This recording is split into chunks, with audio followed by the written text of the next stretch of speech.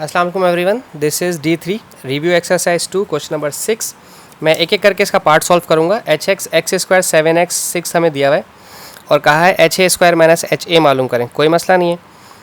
इसकी इक्वेशन है हमारे पास x square minus 7x plus 6 minus x square minus 7x plus 6। ठीक है, हमें सिर्फ इक्वेशंस को लेकर एच की इक्वेशन लेकर उसको रिप्लेस करना है एक्स से। यहाँ पर ए स्क्वायर है तो यहाँ ए स्क्वायर, एक्स की जगह ए स्क्वायर, यहाँ पर ए और यहाँ पर ए लेना है। ठीक है, दोनों तरफ एक्स ए स्क्वायर और इधर राइज लेना है।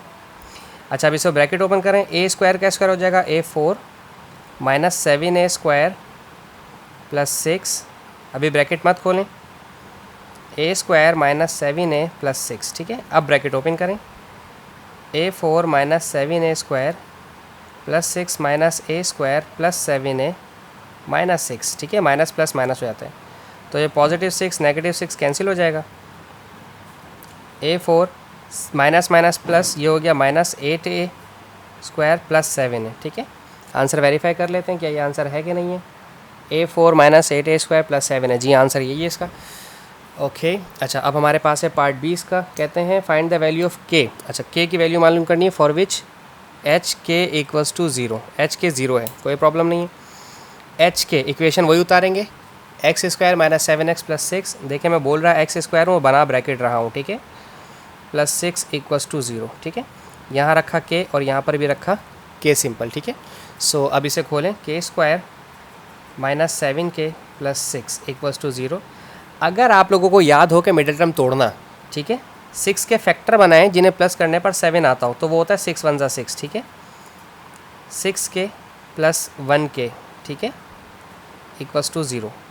यानी कि 6 1 ज़ा 6 हो जाएगा और 6 प्लस 1 7 हो जाएगा। ये वाला साइन बताता है कि प्लस करना है या माइनस करना है। ठीक है, ब्रैकेट ओपन करें। माइनस 6k माइनस प्लस के प्लस 6 इक्वल्स टू 0। इन दोनों में से और इन दोनों में से कॉमन निकालना है। इन दोनों के पास के है, इसके पास से एक के ले लिया कॉमन, एक के बचा, माइनस इसके पास से के ले लिया तो सिर्फ 6 बचा, माइनस इधर कुछ कॉमन नहीं है तो 1 कॉमन ले लेते हैं। K minus plus minus 6 equals to 0। K minus 6 दो ब्रैकेट्स हैं, कॉमन ले ली, सिर्फ ये दोनों बच गया के माइनस 1। ठीक है, के minus 1 equals to 0।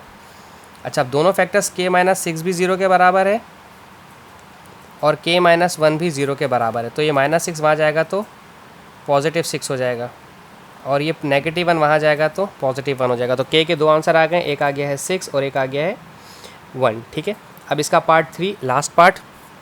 H2a minus H plus a. ओहो, ये बड़ा दे दिया, इसे अलग अलग करना पड़ेगा।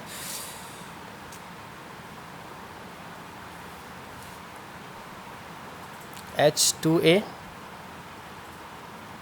Minus HA plus 1। ठीक है, सबसे पहले मैं H2a सॉल्व कर रहा हूँ। ठीक है, सही है। X square minus 7x plus 6। ठीक है, जहाँ जहाँ x था मैंने वहाँ पे ब्रैकेट्स बना दी। ठीक है, अब यहाँ 2a है तो हम यहाँ पर भी 2a लेंगे, इधर भी 2a और इधर भी 2a।